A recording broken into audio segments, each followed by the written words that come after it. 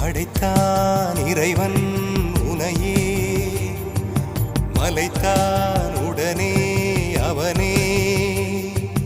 அழகை படைக்கும் திறமை முழுக்க உன்னுடன் சார்ந்தது, என் விழி சேர்ந்தது. விடிய விடிய மடியில் கிடக்கும் பொன்வினை உன்மேனி மீட்டட்டும் என் மேனி. விரைவினில் வந்து கலந்திடு, வீரல் பட மெல்ல கனிந்திடு.